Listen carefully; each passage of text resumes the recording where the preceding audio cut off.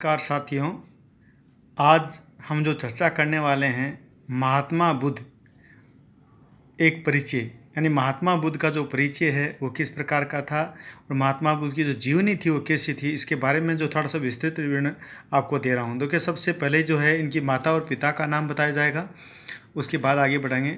महात्मा बुद्ध का जो बचपन का नाम था वो था गौतम, और इनका जो लालन पालन किया था इनकी सौतेली माँ ने लालन पालन किया, क्योंकि इनकी माता का जो नाम था वो माया था और माया का देहांत 7 दिन में ही हो गया था, यानी इनके जन्म के 7वें दिन ही इनका देहांत हो गया था। इस कारण से इनका जो लालन पालन करने वाले थे यानी इनकी सौतेली माँ गौतमी थी।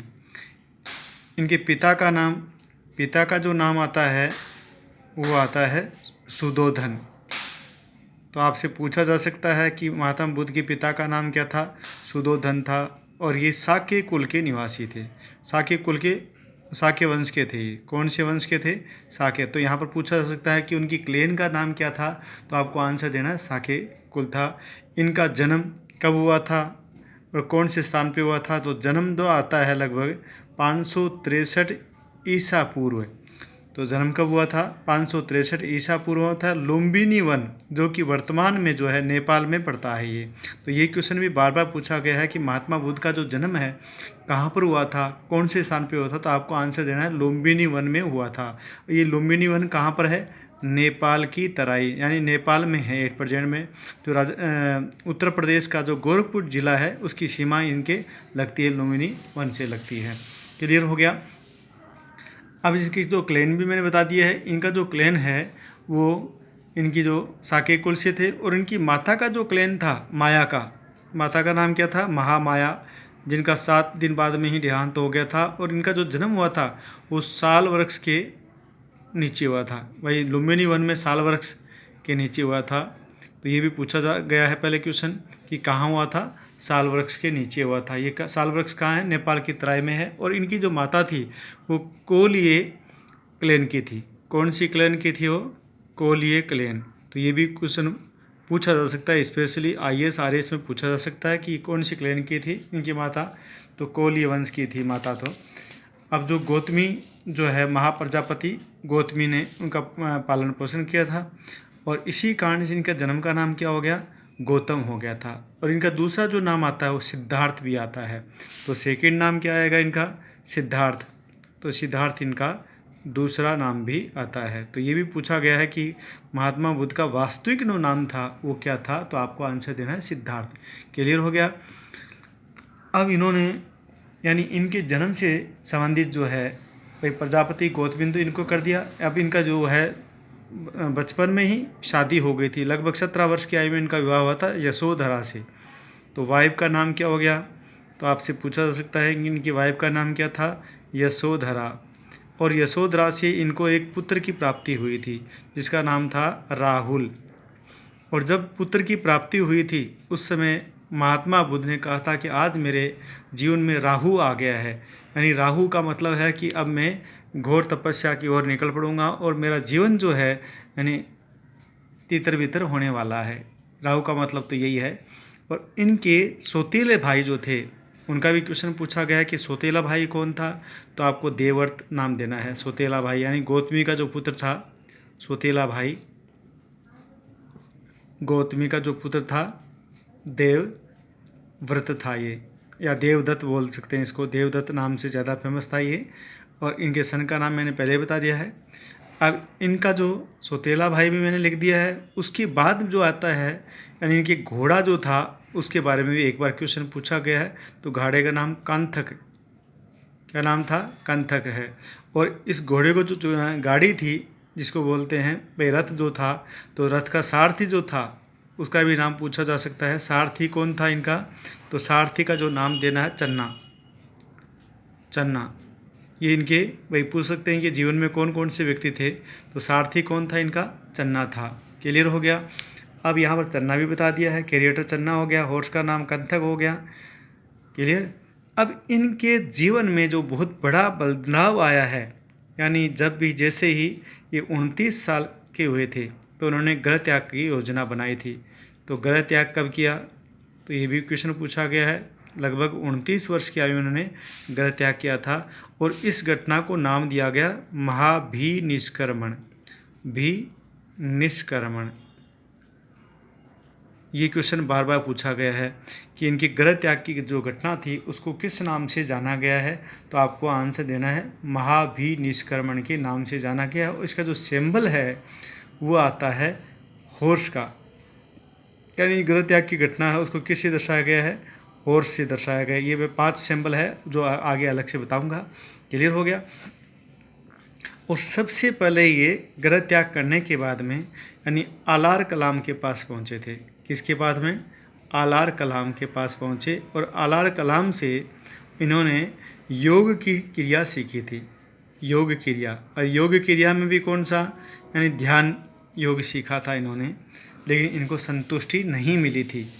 कौन सी क्रिया से? योग क्रिया से। तो योग क्रिया से किससे सीखी इन्होंने? आलार कलाम से सीखी थी। क्लियर हो गया। अब यहाँ पर इनके जीवन में एक बहुत बड़ा भाई पहलू बना हुआ था, और जो सिंबल्स है 5 इनके जीवन से संबंधित, इनके बारे में भी क्वेश्चन पूछा जा सकता है कि 5 सिंबल्स जो है वो कौन कौन से हैं जीवन से संबंधित।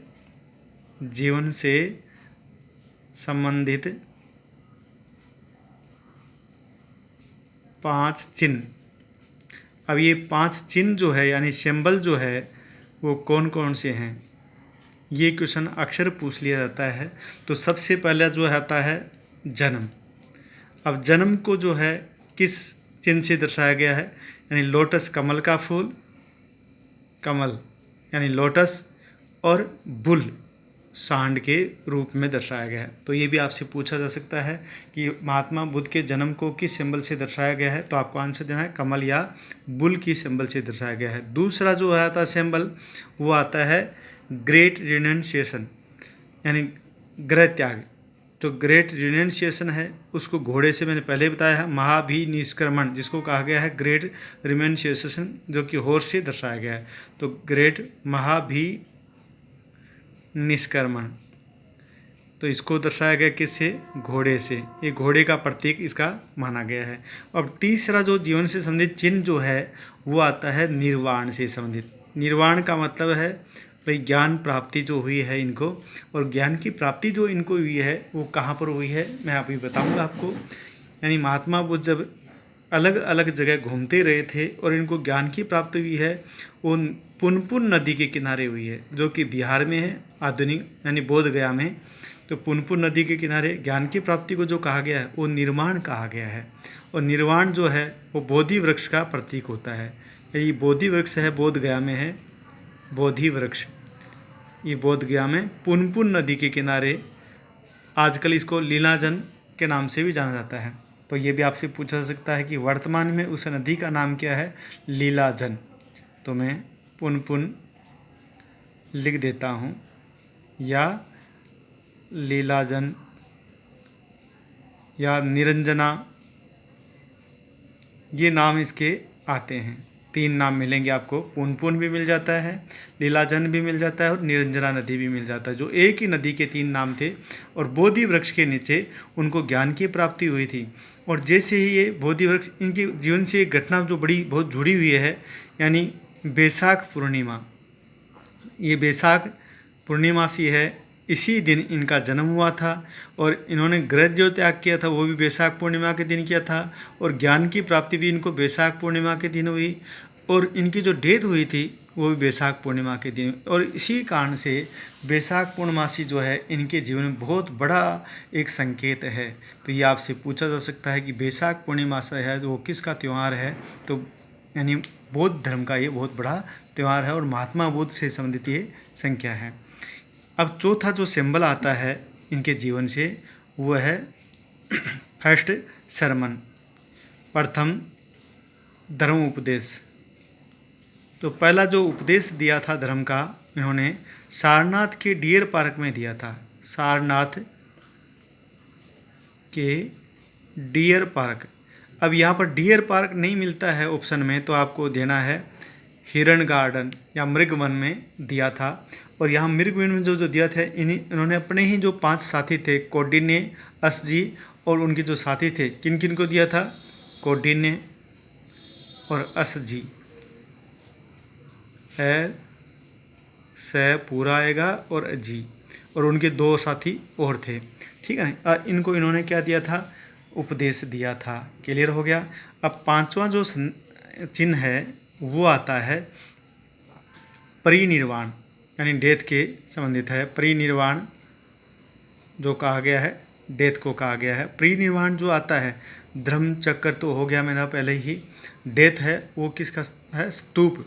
अब स्तूप जो सबसे ज़्यादा बनवाए थे वो अशोक के समय बने थे सबसे ज़्यादा हिंदुस्तान में। अशोक ने लगभग 10,000 स्तूपों का निर्माण करवाया था। अशोक का जो काल आता है वो 273 से लेकर के और 232 तक का जो काल आता है अशोक मौर्य का काल आता है। और उसके समय स्तूप सबसे ज़्यादा बने थे, लेकिन इनमें महात्मा बुद्ध से संबंधित अनेक जो चीज़ें थी इन स्तूपों में ही रखी गई थी। क्लियर हो गया। अब ये तो 5 क्या थे, महात्मा बुद्ध से संबंधित 5 अलग अलग चिन्ह थे। अब जो यहाँ पर पूछा जा सकता है कि महात्मा बुद्ध ने जो सबसे पहले कुछ चिन्ह देखे थे, 4 चिन्ह देखे थे जिनके कारण इनके जीवन में बहुत बड़ा बदलाव आया था। ये 4 चिन्ह क्या थे भाई, 4 जो संकेत थे वो क्या क्या थे, तो उन्होंने इनके जीवन बदल दिए। तो पहला जो साइन था वो है site of on old man. तो सबसे पहले इन्होंने किसको देखा है, बूढ़े आदमी को देखा, बूढ़े आदमी को देखा। और बूढ़े आदमी को देखा तो इनके मन में विचलन हुआ कि आदमी जो बूढ़ा क्यों होता है। दूसरी जो इनके जीवन में घटना हुई वो थी ए सिक मैन, यानी बीमार आदमी। अब बीमार को भी देख लिया कि यह आदमी भी सुखी नहीं है, बीमार व्यक्ति को देखा दूसरी बार। और तीसरी बार इन्होंने देखा एक अर्थी, डेड बॉडी, मृत व्यक्ति को देखा। और मृत व्यक्ति को देखा तो भी वो भी रो रहे थे, चिल्ला रहे थे। तो उन्होंने कहा ये भी लोग हैं, सुखी नहीं हैं। और चौथी बार जिसको देखा उसको देखकर ये बड़े प्रसन्न हुए थे, और ये था an ascetic unsatisfied Siddhartha's deep hated of the world, यानी एक सन्यासी को देखा इन्होंने, संत को देखा। और संत को देखते ही संत के चेहरे पर क्या था, बड़ी मुस्कुराहट थी, और उसको देख करके वो गदगद हो गए थे। और इसी कारण से इन्होंने क्या किया, आगे चल करके अपना जो है जीवन पूरा क्या लगा दिया, इसी में लगा दिया था। यानी जो ज्ञान की प्राप्ति का जो पहला मार्ग बताया गया वो कौन सा है, सन्यासी को देखना ही था। यानी किसी न प्रकार से व्यक्ति को क्या मिला यहाँ से, इनको आगे की वो भाई आगे चलने के लिए मोटिवेशन मिला है इनको। अब यहाँ पर अपन थोड़ा सा आगे बढ़ेंगे, यानी महाभीष्म निष्क्रमण जो हुआ था वो कैसे हुआ और इन्होंने कहाँ कहाँ दिया भाषण। तो सबसे पहले देखो, महाभीष्म निष्क्रमण सबसे पहले 29 वर्ष की आयु में हुआ था, घर त्याग किया था। उसके बाद ये कई सालों तक, लगभग 5 साल तक, 35 वर्ष की उम्र तक इन्होंने योग क्रिया सीखते रहे थे, लेकिन कोई फ़ायदा नहीं मिला। और अंत में 35 साल की उम्र में बोधि वृक्ष के नीचे पहुँच गए, और वहाँ पर उन्होंने लगातार पूर्णमासी के दिन 1.5 दिन तक तपस्या की थी लगातार बिना। और उसी समय इनको अलाइनमेंट हुआ था। और फिर जैसे ही अलाइनमेंट हुआ था, बुद्ध पूर्णिमा थी, और सुजाता नाम की एक महिला आई। कौन आई? सुजाता। और सुजाता ने इनको खीर खिलाई थी, और खीर खा करके ये मस्त हो गए थे। और उधर सुजाता ने भी भाई खीर जो इस बोधि वृक्ष को चढ़ाई थी, उसने सोचा भगवान आ गए, और इन्होंने सोचा मेरे लिए कोई खीर लेके आ गया मेरा। और उसके बाद दोनों को क्या हो गया, अलाइनमेंट हो गया। तो पहली जो बार जो सुजाता ने उनको क्या खीर खिलाई थी, ये क्वेश्चन पूछा गया था कि महात्मा बुद्ध को ज्ञान की प्राप्ति के बाद पहली बार खीर किसने खिलाई, तो आपको आंसर देना है सुजाता नामक एक महिला ने खीर खिलाई थी। क्लियर हो गया। इनका पहला जो उपदेश हुआ था सारनाथ में हुआ था, और सबसे ज़्यादा उपदेश जो दिए इन्होंने श्रावस्ती में दिए हैं। तो पहला उपदेश कहाँ दिया? सारनाथ। ये सारनाथ कहाँ पर है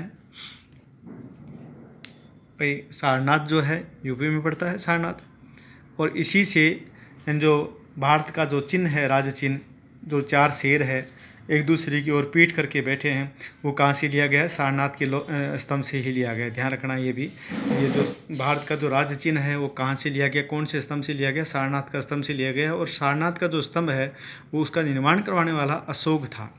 ठीक है, यानी महात्मा बुद्ध की बहुत बाद में इसका निर्माण करवाया गया था। लेकिन महात्मा बुद्ध ने जो पहला उपदेश दिया था वो सारनाथ में दिया था।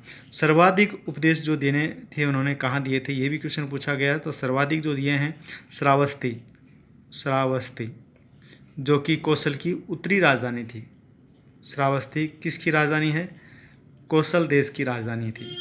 और इनके जो समय के प्रमुख दोस्त थे इनके, यह है मगध का शासक बिंबिसार, इनका दोस्त था बिंबिसार। दूसरा नाम आता है कौशल का प्रसेनजीत, जो प्रसेनजीत है, इन्होंने भी इनका सम्मान किया था। और तीसरा व्यक्ति जो है बिंबिसार का पुत्र अजातशत्रु आता है, अजातशत्रु। यानी इन तीनों ही व्यक्तियों के संपर्क में रहे थे। तो ये भी क्वेश्चन कई बार पूछे गए हैं कि महात्मा बुद्ध का दोस्त कौन था, जब तो आपको आंसर देना है बिंबिसार। इनके समकालीन और कौन कौन से थे, तो आपको आंसर देना है प्रसेनजीत, अजातशत्रु, और एक व्यक्ति जो लिच्छवी शासक था महावीर का मामा चेटक, ये भी इनके समकालीन माने गए हैं। चेटक, हालांकि महावीर इनसे बाद में हुए हैं, लेकिन फिर भी जो चेटक है, चेटक महावीर का मामा था जो इनके समकालीन थे। क्लियर हो गया। अब आगे बढ़ेंगे हम थोड़ा सा। भाई महात्मा बुद्ध ने भाषण तो दे दिए, कौन सी भाषा में दिए थे इन्होंने, तो आपको आंसर देना पाली भाषा में इनके प्रवचन हुए थे। कौन सी भाषा थी? पाली भाषा। तो ये भी क्वेश्चन बार बार पूछा गया है कि महात्मा बुद्ध ने कौन सी भाषा में प्रवचन दिए थे, तो आपको आंसर देना है पाली भाषा में। और महात्मा बुद्ध के जो अनुयायी थे, डिसिपल्स थे, they are two types of disciples. First is monk and second is worshippers. तो इनको जो डिसिपल्स को हिंदी में बोलते हैं अनुयायी, अनुयायी। तो अनुयायी कितने प्रकार के थे? 2 प्रकार के थे ये। अब ये 2 प्रकार कौन कौन से थे? एक तो पहला आता है भिक्षु, मॉन्क, और दूसरा आता है उपासक। हिंदी में नाम थोड़ा क्लिष्ट है, इंग्लिश में इजी है, मॉन्क, और यहाँ पर आएगा वॉरशिपर।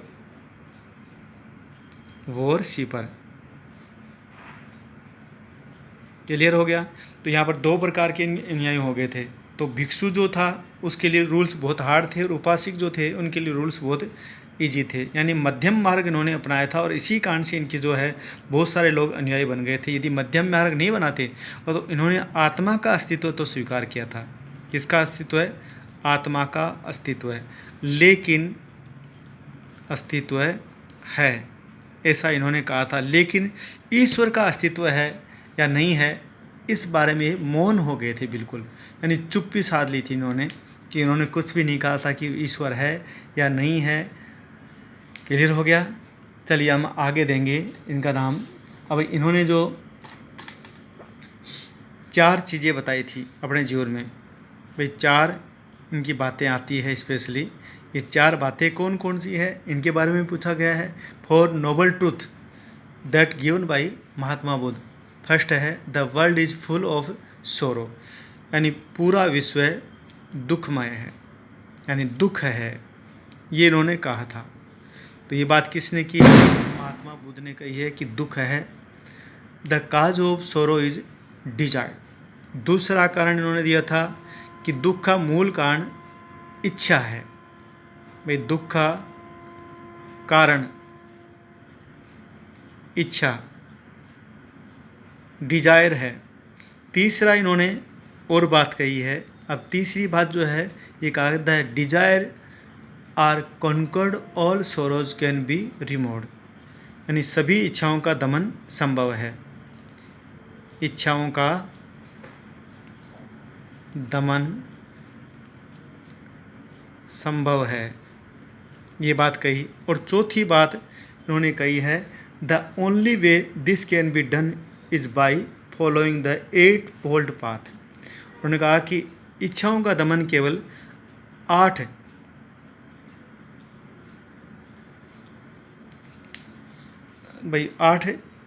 अष्टांग मार्ग इन्होंने दिया था। अष्टांग मार्ग से ही संभव है, यानी 8 मार्ग बताए थे, अष्टांग मार्ग से ही संभव है। ये 8 मार्ग है, इनको याद कैसे करेंगे? मैं देखो एक छोटा सा मंत्र लिख देता हूँ यहाँ पर, और उस मंत्र का अपने को जाप करना है। मंत्र है दृश्य वाक अव्यय अव्या समृत समाधि। मैं इसका पूरा नाम बताऊंगा अभी और उसके बाद व्याख्या करेंगे हम।